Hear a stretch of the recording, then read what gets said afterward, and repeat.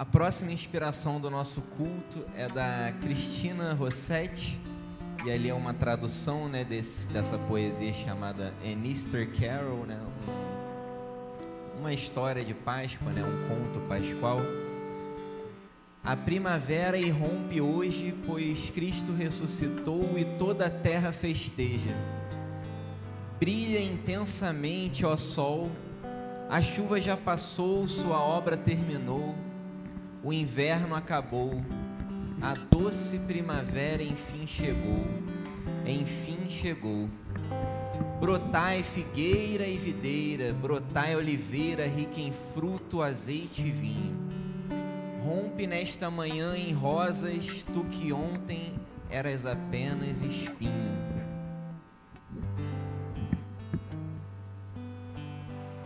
Ergue a tua cabeça, ó lírio branco e puro, morto no inverno.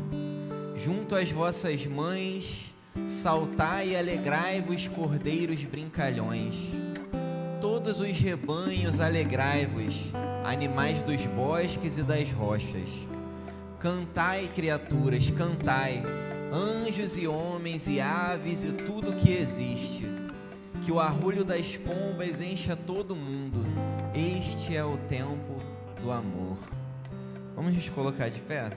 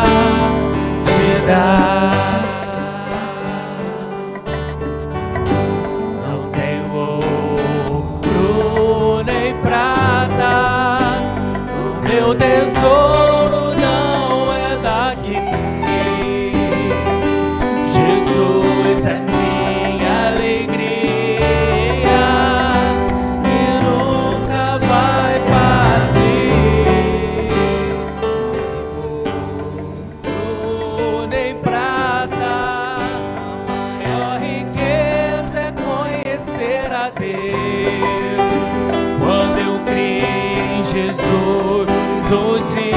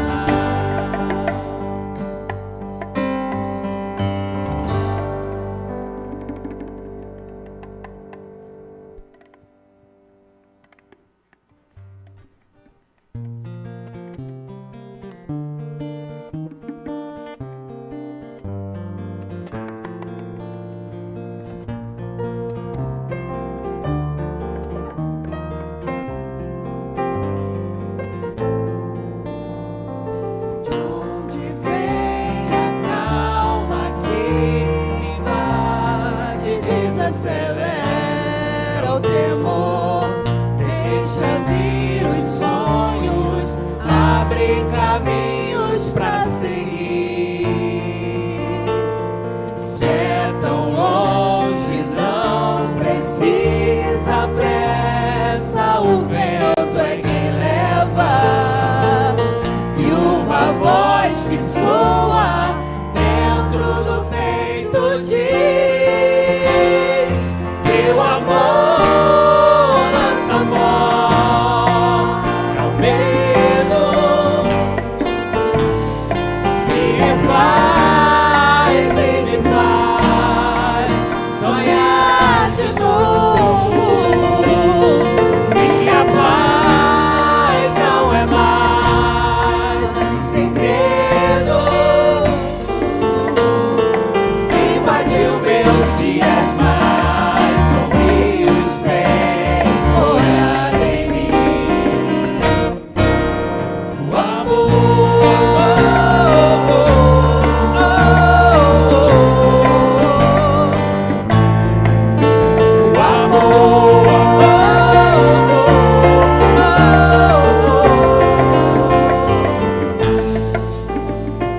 de onde vem a calma que invade, desacelera o temor, deixa vir os sonhos, abre caminhos pra seguir.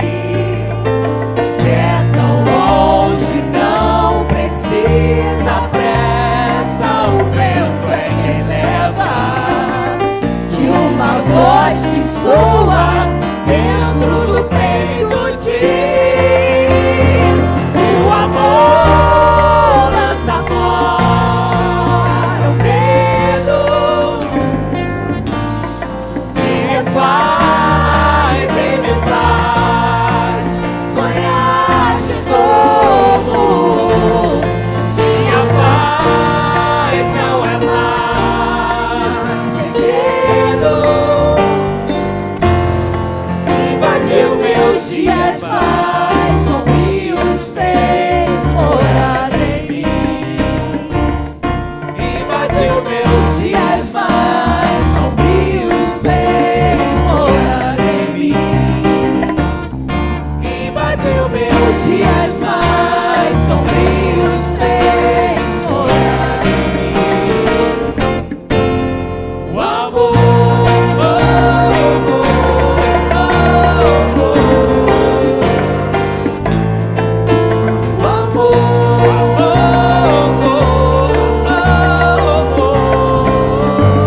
Quero ouvir a igreja. Que o amor lança fora o medo, me refaz e me faz sonhar de novo. Minha paz não é mais segredo, invadiu meus dias mais sombrios, fez morada em mim. Invadiu meus dias mais sombrios, fez morada em mim. Invadiu meus dias mais sombrios, fez morada em mim. O amor,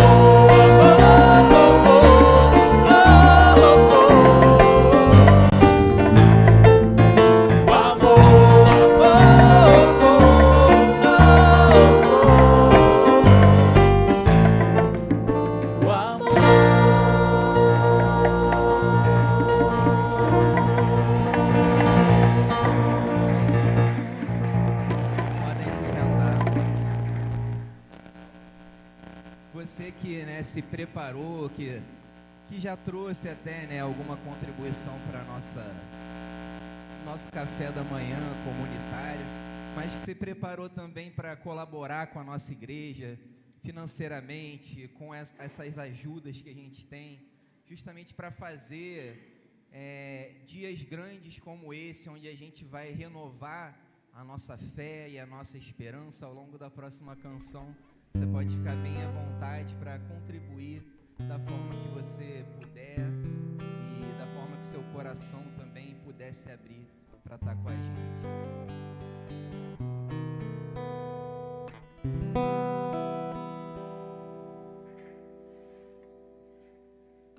Que soe perto o som de agora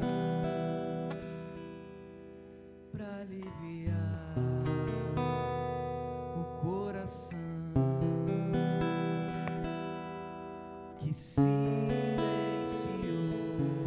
pra ouvir assim, prestando atenção.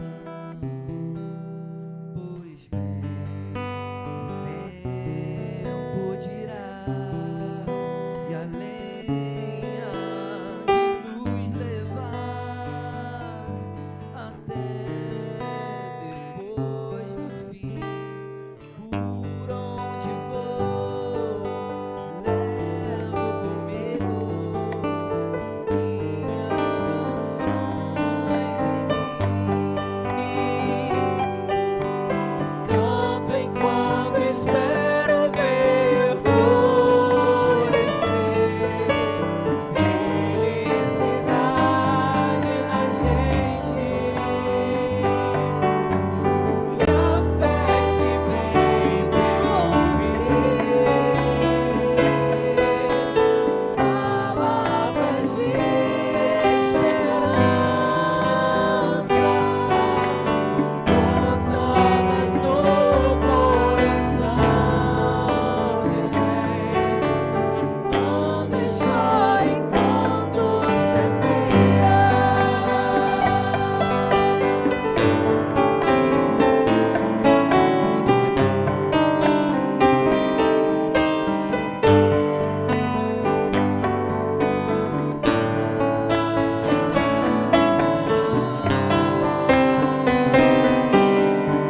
Por onde for, levo comigo minhas canções em mim. Canto enquanto espero ver florescer felicidade na gente, e a fé que vem devolver palavras de esperança plantadas no coração de quem anda e chora enquanto semeia.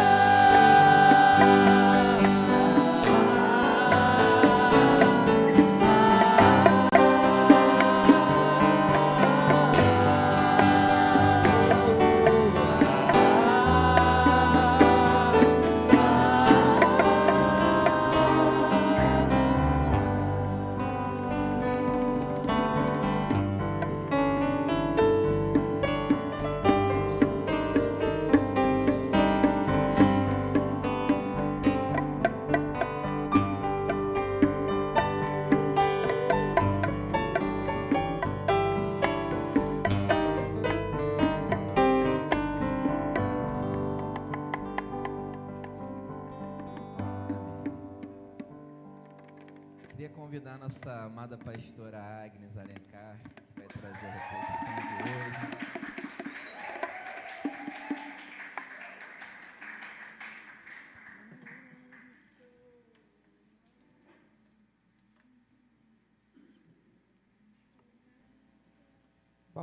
Bom. Olá. Não se preocupem, será breve. O Dalton, quando me mandou a ordem de culto, pode perguntar para ele, está lá escrito. Vão cortar meu microfone, está aparecendo o Oscar aqui. A câmera está me pegando? Aqui embaixo, vocês todos me veem? Se eu subir, a câmera corta a minha cabeça. É triste, mas é verdade. Vamos começar respirando e orando?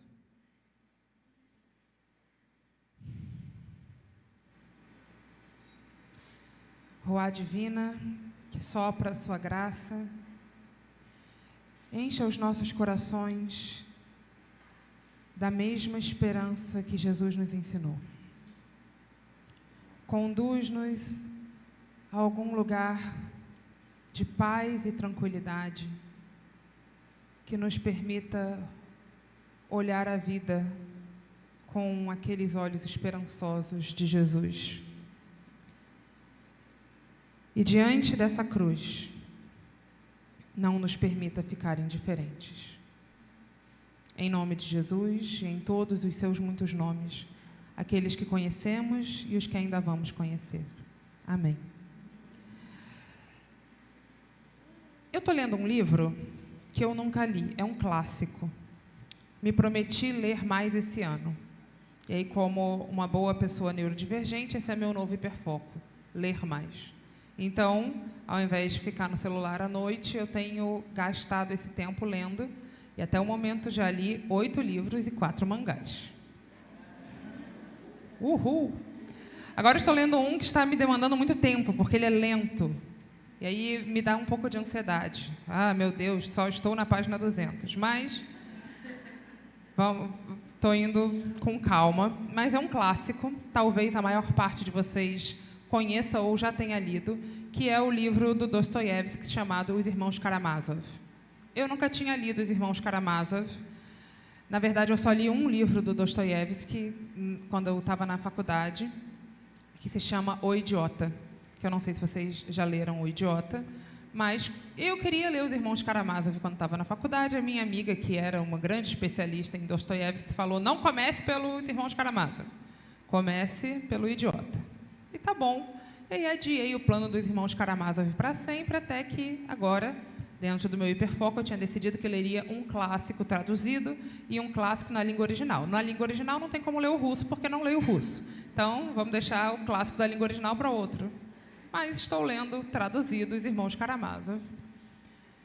E ali na página 104, mais ou menos, eu não sei de cabeça, eu olhei antes de vir para cá, senão, né? Tem um diálogo muito interessante entre as pessoas que estão ali. Na verdade, o livro é um livro feito de muitos diálogos. O tempo inteiro as pessoas começam a conversar em volta de uma mesa.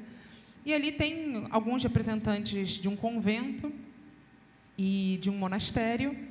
E eles estão tendo uma conversa sobre o lugar da igreja e o lugar do Estado. E aí, num determinado momento, a liderança religiosa fala: se a igreja tomar o lugar do Estado, para onde vai um criminoso? O papel da igreja é oferecer um lugar para esse criminoso quando o Estado o rejeita. Mas se a igreja assume o lugar do Estado, a rejeição da igreja já é a própria condenação completa para esse criminoso. Ele não tem para onde ir.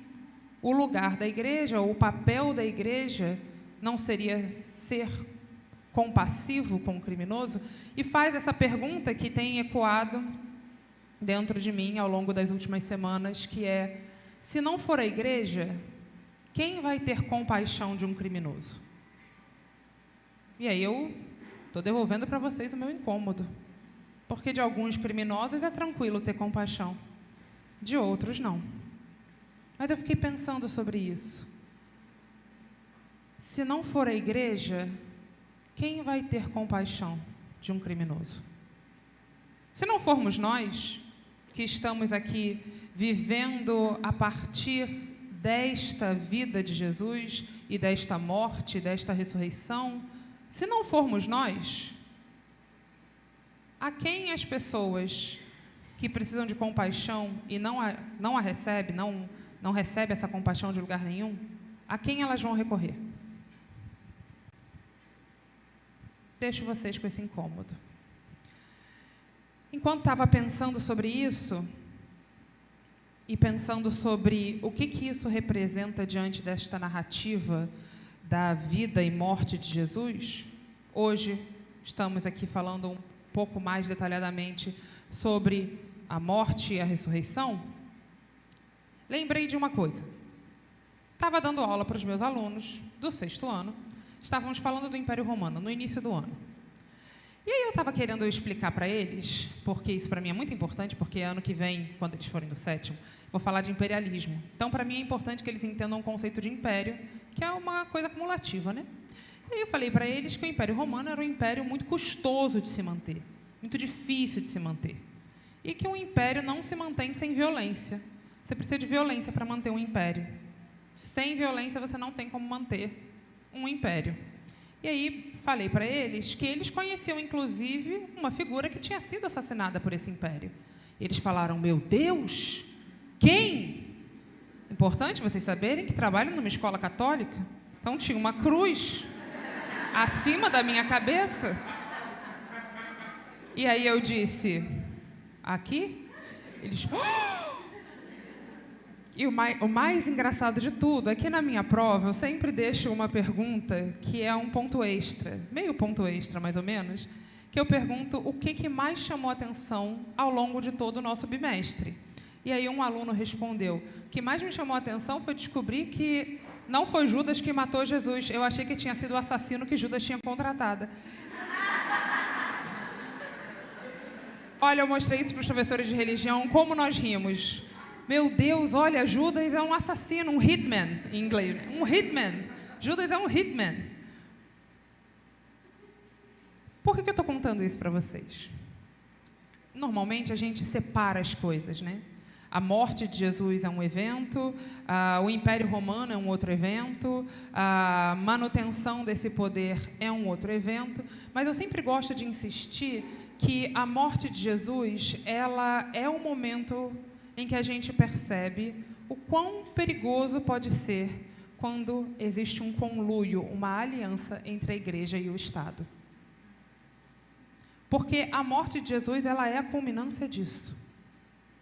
A religiosidade, os líderes religiosos e o Estado em aliança para destruir uma ameaça. Um império como o Império Romano não agiria dessa forma com qualquer baderneiro. Se fosse Jesus só um revoltado sem causa, não era uma grande questão. Mas Jesus era uma ameaça a esse império. O tipo de espiritualidade que ele estava pregando era uma ameaça a esse império. Mas antes de ser uma ameaça ao Império Romano, era uma ameaça à religiosidade daquele tempo, daquele momento. E Jesus é morto por esse império, para a manutenção desse império. Para que esse império possa continuar vivendo, Jesus é morto. Jesus é sacrificado no altar desse império, como custo para que aquele império prossiga. Por que eu falei para vocês que é importante meus alunos entenderem império no 6º ano? Porque aí a gente segue para o 7º para falar de imperialismo, e aí quando eu chego no 8º, a gente vai falar sobre a história dos Estados Unidos, que é o nosso atual império, nesse momento. Tem outros, mas esse é um dos mais vocais, digamos assim. Ainda que também seja um peão no nosso grande império, que é o capitalismo, que é o grande imperador desse mundo. E a gente pode olhar, então, para essa morte de Jesus, pensando em como ela está conectada à manutenção de um império, e nos perguntar, inclusive, quais são as mortes do nosso tempo que estão conectadas à manutenção desses outros impérios dos quais eu falei agora. Mas se a gente ficar só nessa parte da história, aí vai ser um domingo muito triste. Então, vou ler com vocês o que a comunidade de João escolheu registrar como sendo a última conversa de Jesus com eles. Está lá em João 16. Por que eu digo que a comunidade de João escolheu registrar? Porque essa narrativa é uma escolha. Essa conversa aconteceu exatamente desse jeito? Não sabemos. Nós temos aqui um relato da comunidade de João que conta para a gente que Jesus resolveu, então, fazer um último jantar com os seus amigos, sabendo onde ele estava se enfiando. Jesus sabia. E eu acho que as pessoas... Eu sempre falo isso, Eu acho que quando Jesus morre, os discípulos começam a olhar para trás e pensar, ele estava nos avisando o tempo inteiro, como se Jesus já soubesse o que ia acontecer. E, de certa maneira, Jesus sabia que ele estava cutucando alguns grandes impérios e que isso teria um custo. Jesus sabia que isso teria uma consequência. E aí, nessa última conversa, Jesus diz mais um pouco vocês não me verão. Um pouco mais e me verão de novo. Meu versículo favorito. Já já vocês não me veem, mas fiquem tranquilos, novamente me verão. Eu já falei para vocês, né? Acho que Jesus ficava com uma sobrecarga sensorial e simplesmente sumia, mas tudo bem, isso aí, né, sou eu dizendo. Os discípulos não entenderam. Alguns de seus discípulos disseram uns aos outros: o que ele quer dizer com isso? Mais um pouco não me verão, mais um pouco me verão novamente, porque eu vou para o Pai? O que quer dizer um pouco mais? Não entendemos o que ele está dizendo. Jesus percebeu que desejavam interrogá-lo a respeito disso. E então ele lhes disse: vocês estão perguntando uns aos outros o que eu quis dizer quando falei mais um pouco não me verão, um pouco mais e me verão de novo? Digo que certamente vocês chorarão e se lamentarão, mas o mundo se alegrará. Vocês se entristecerão, mas a tristeza de vocês se transformará em alegria. A mulher que está dando à luz sente dores porque chegou a sua hora, mas quando o bebê nasce, ela esquece a angústia por causa da alegria de ter vindo ao mundo o seu bebê. Assim acontece com vocês. Agora é hora de tristeza, mas eu os verei outra vez e vocês se alegrarão. Ninguém tirará essa alegria de vocês. Naquele dia vocês não me perguntarão mais nada. Eu asseguro que meu Pai dará a vocês tudo o que pedirem em meu nome. E até agora vocês não pediram nada em meu nome. Peçam e receberão, para que a alegria de vocês seja completa. Muito bem. Quando a gente lê esse texto, a gente tende a imaginar que Jesus estava falando: fiquem tranquilos que eu vou ressuscitar. Está tudo em paz. E os discípulos não entenderam chonga de mirongas. Vocês entenderiam? Tu tá jantando com teu amigo, aí do nada teu amigo começa: não, fiquem tranquilos, vocês vão chorar por quê? Mas fiquem tranquilos que a alegria vai voltar. Que alegria é essa? Do que Jesus está falando? Todo mundo, a gente fica aqui todo julgando os discípulos, eu não entender nada, ia só pensar assim: bebeu vinho demais. Coitado, dá um pouco de água para ele. Mas não.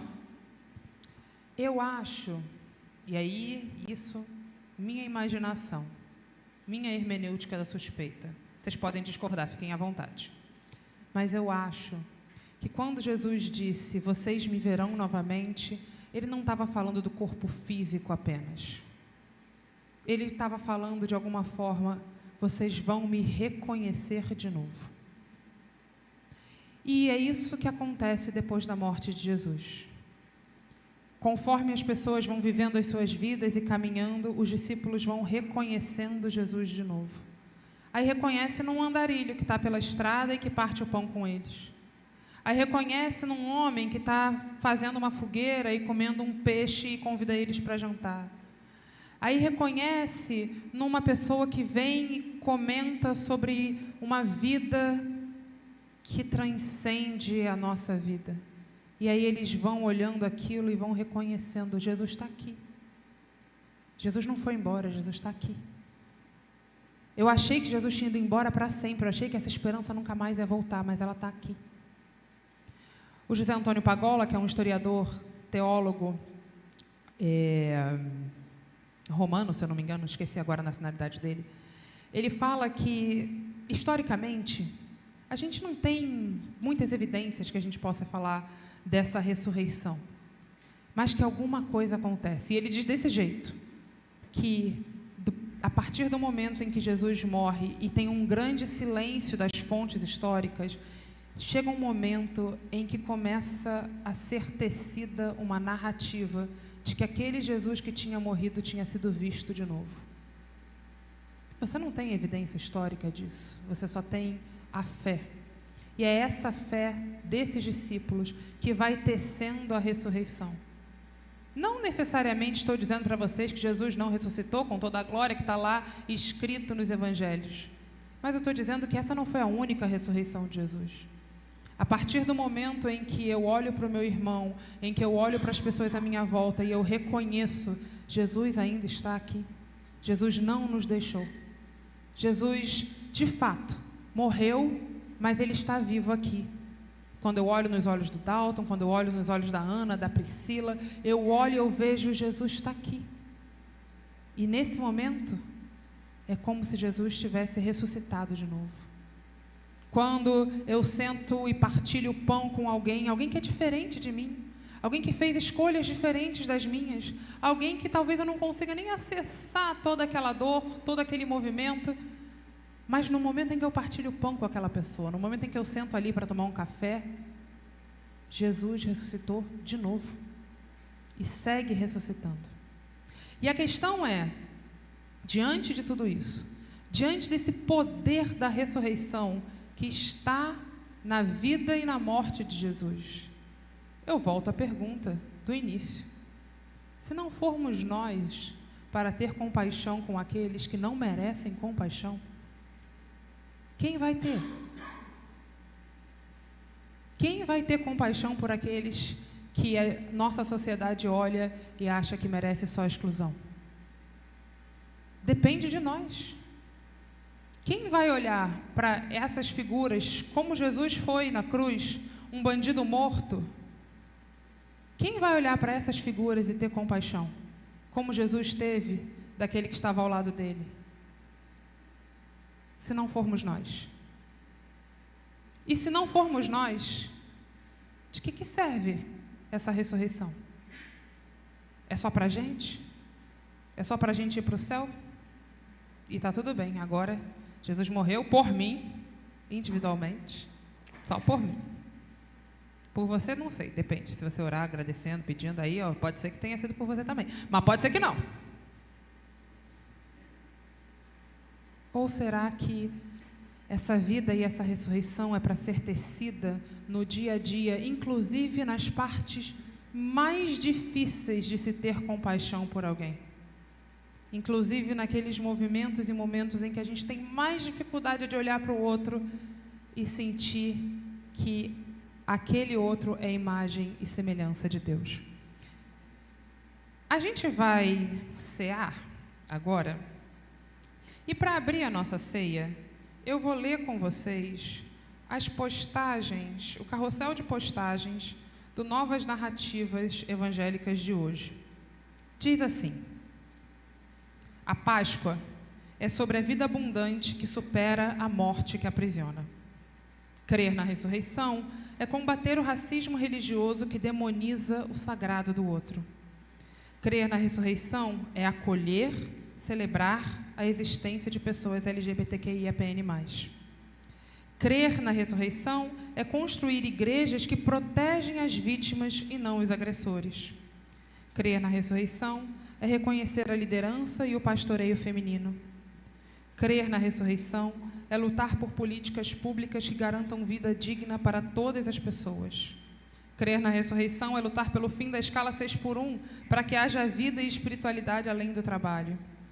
Crer na ressurreição é preservar a criação e respeitar quem sempre cuidou dela. E para você, o que significa crer na ressurreição? Crer na ressurreição significa olhar para essa vida de Jesus, que foi uma vida vivida. A vida de Jesus não foi só para a morte. Ah, não, Jesus veio para morrer por nós. Só para isso? Eu sempre insisto nisso, né, gente? Essa história que Jesus veio só para morrer. Já me disseram que é uma das minhas maiores heresias, de dizer que Jesus não veio para morrer. Obrigada. Jesus veio viver e mostrar para a gente como é que vive. E mostrar para a gente que tipo de humanidade nos salva. E a partir desse movimento, a partir dessa ressurreição, que os seus discípulos começaram a tecer essa história de ressurreição, alguém viu Jesus ali. Eu convido vocês a olhar para o lado, porque Jesus está aqui. Estão vendo Jesus aí do lado de vocês? Tem Jesus servindo a ceia, tem Jesus sentado dando a mão para o amigo, tem Jesus dando abraço e sorriso. Também tem Jesus lá fora, gente, sem ter onde dormir, sem ter o que comer. Também tem Jesus nos corpos de pessoas não binárias, que às vezes sentem que estão sem lugar, sem espaço para existir. Também tem Jesus no corpo das mulheres trans. Nós somos o país que mais mata. Também tem Jesus no corpo das crianças que estão sendo sacrificadas por esse Estado. Também tem Jesus lá na Palestina, sendo bombardeado hoje por um outro império. Tem Jesus lá no Irã.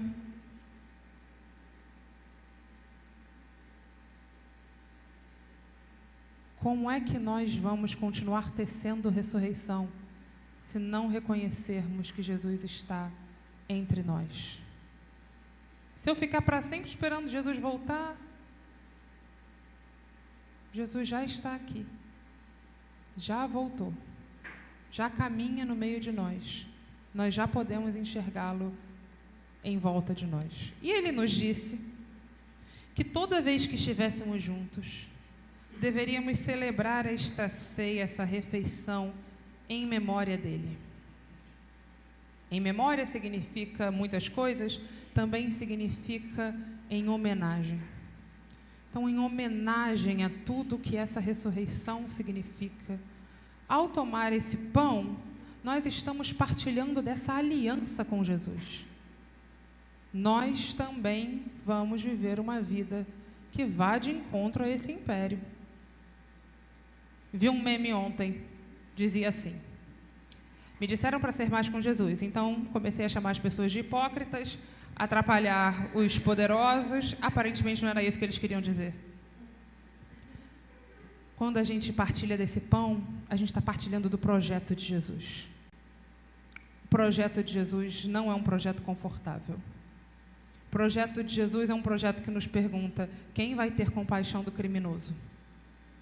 Quem vai ter compaixão daqueles que ninguém tem compaixão? Sabendo disso, sabendo que comer esse pão significa abraçar esse projeto, eu convido vocês a comer do pão.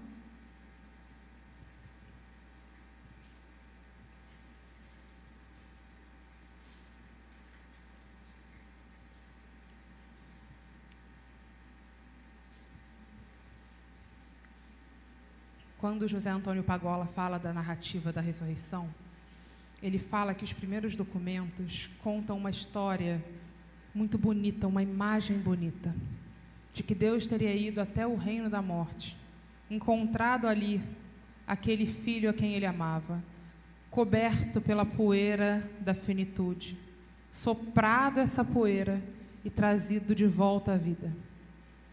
Mas vocês sabem, porque eu estou dizendo, e aí vocês fingem que acreditam em mim ou não acreditam, fiquem à vontade, que eu acredito que essa ressurreição aconteceu na Palestina, mas acontece todos os dias aqui conosco. No momento em que eu olho para alguém e reconheço nos olhos daquela pessoa Jesus, essa ressurreição acontece de novo. Tomar esse cálice é assumir também o compromisso de tecer essa ressurreição nas nossas vidas todos os dias. Nunca eu vou olhar para o lado e deixar de ver o meu irmão como um semelhante. Nunca eu vou olhar para o lado e deixar de ver o meu irmão como filho de Deus. Nunca eu vou olhar para o lado e esquecer que a humanidade de Jesus me convida a ser cada vez mais humano. E é essa humanidade que nos salva.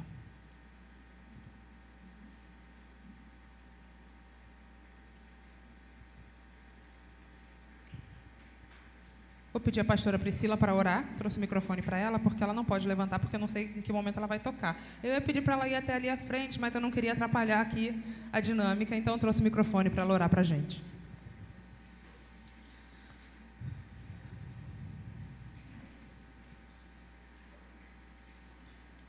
Senhor Jesus, que nessa manhã nos ensina tanto sobre fragilidade, sofrimento, espera e esperança, que nos ensina que a vida existe coletivamente, porque é na memória de cada um dos discípulos que contavam e recontavam as histórias.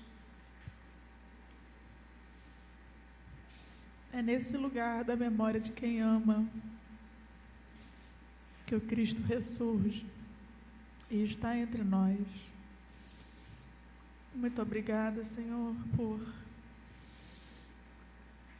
sabermos que podemos olhar para os nossos irmãos e relembrar as histórias que nos dão esperança, que muitas vezes um mundo tão árido nos tira essa beleza, nos tira a esperança, mas o Teu Evangelho nos ensina isso. O Teu Evangelho nos ensina que é a vida que vence no final. Ela sempre vence no final e nós somos testemunhas da vida. Assim como Maria Madalena saiu naquele dia correndo e avisando e falando, e muita gente não acreditou e ela insistiu até que todos pudessem saber. Nós somos essas pessoas encarregadas de dar essa boa notícia, de que a vida vence, de que a esperança mora no nosso coração. Obrigada, Jesus, porque são nas coisas pequenas, singelas, no pão, no vinho, no abraço, no estar junto, que o Senhor se faz gente através do nosso corpo. Muito obrigado por essa lindeza que é o Evangelho. Teu nome santo. Amém.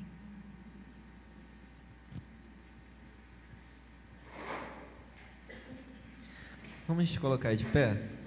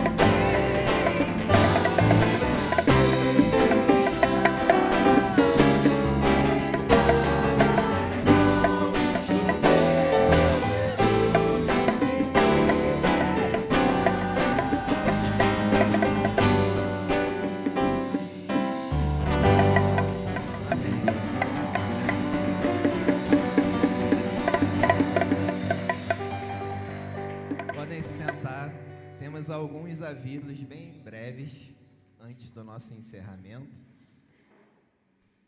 No próximo sábado, né, dia 11, às 18 horas, a gente vai ter o nosso Cine Caminho, onde a gente vai passar aqui um filme documentário, que é o Evangelho da Revolução. Nesse documentário, ele vai falar, né, o próprio nome já pode trazer um pouco, né, ele vai falar sobre a teologia da libertação, que é uma das teologias que a gente pratica, né, na nossa caminhada aqui da Igreja do Caminho. E tem várias pessoas que participam lá que fazem parte também da nossa caminhada, né, como Frei Beto, Leonardo Boff e outros. Então, de graça, tá, gente? Vai passar o filme aqui integral de graça. A cantina vai estar aberta, vai ter pipoca, vai ter um monte de coisa. Então, venham à igreja. Os ingressos têm que ser retirados só para a gente saber a quantidade de pessoas, mas é de graça lá no Simpla. Então, lá no nosso Instagram, tem lá nos destaques, lá, essa artezinha. E aí lá tem o link, vai direto lá para o Simpla. Aí é só colocar lá a quantidade de ingressos que você vai querer, né? De acordo com o número de pessoas que você vai trazer, né? Porque também é uma chance de trazer gente. Então, aproveite para convidar. E é isso, tá? Às 18 horas, então você também que tem saudade aí de ir para a igreja de noite e tal, aproveita, né? Uma das poucas chances que a gente tem para isso. Então, aproveite também, vem aqui com a gente, né? A gente vai se encontrar aqui em mais uma oportunidade, um pouco diferente, né? Um pouco menos formal, mas cheguem pontualmente às 18 horas, né? Para que não acabe tão tarde, a gente tem um tempo de qualidade aqui junto, né? E é isso. No dia seguinte, a gente vai ter novamente o nosso culto dominical.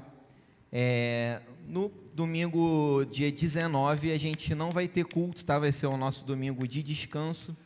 E a gente volta a se encontrar no último domingo do mês, dia 26, para encerrar, né, essa nossa agenda aí de abril recheada de eventos. E tem muito mais coisa para acontecer.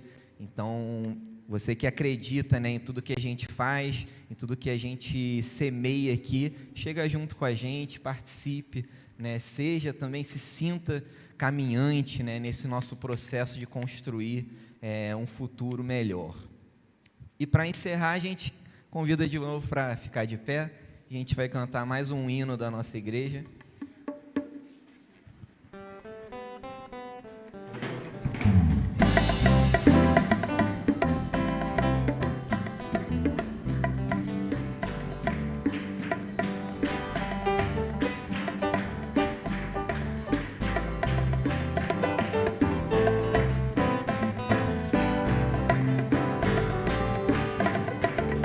Na bruma leve das paixões que vem de dentro, tu vem chegando pra brincar no meu quintal. Do teu cavalo, peito no cabelo ao vento, e o sol quarando nossas roupas no varal. Tu vens, eu já escuto os teus sinais. Tu vens, eu já escuto os teus sinais. A voz do anjo sussurrou no meu ouvido, eu não duvido, já escuto os teus sinais.